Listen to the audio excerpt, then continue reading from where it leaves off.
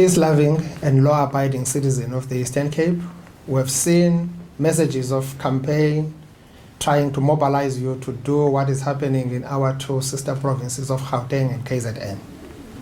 We want to assure you that law enforcement agencies are investigating the origins of these messages to arrest the ringleaders of that campaign. We also urge you to report to law enforcement authorities any attempt to fuel violent protest in your communities. We commend the ordinary people of our province for refusing to emulate in our province the violent conduct of looting businesses and destroying public and private infrastructure that we see in our sister provinces. We are inspired by the campaigns that are led by the ordinary people of our province on social media to discourage each other from participating in acts of criminality in our communities to protect their own towns from any potential attacks by anarchists. We applaud the taxi industry for taking a stand against anarchists, as any form of violent protest in towns will affect their business. We urge civil organization, business sector, labor organization, religious sector, traditional leaders, youth formations, and leaders of political parties to also take a stand and pledge solidarity and to be on the ground to quell any attempts of causing anarchy in all the regions of our province. We are in the phase of building the Eastern Cape we want, not of destroying the Eastern Cape we have. Let us all protect the future of our children. As it is, our province is battling with huge challenges of socio-economic infrastructure underdevelopment. Many of our brothers and sisters were forced to look for jobs in other provinces, and that does not sit well with us. We cannot afford to shoot ourselves on the foot by destroying the infrastructure we have, as it is a catalyst for job creation.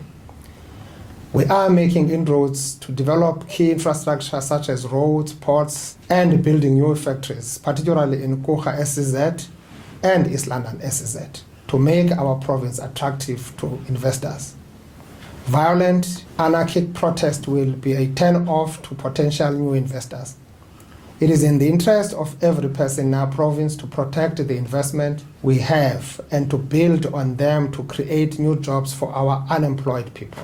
We have a challenge of poverty, unemployment, and inequality which affects mainly people in township and rural areas.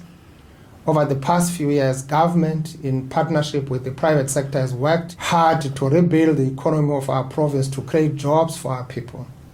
Most of the investments we have gained in our province are in the retail space and in the form of shopping malls and state-of-the-art taxi ranks in places where there were none before. These shopping malls provide jobs to the people of our province and enable them to put food on their tables. The shopping malls closer to our communities also make shopping cost effective for locals.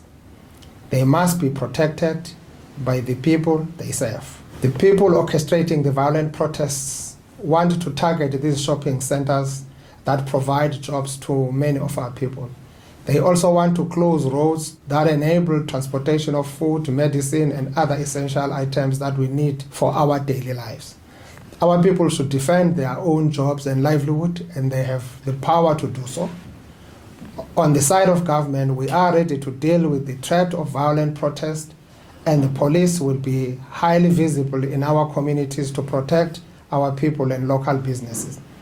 I've asked the national government to put the soldiers that are based in our province on high alert for any development to support our South African police officers if need arises.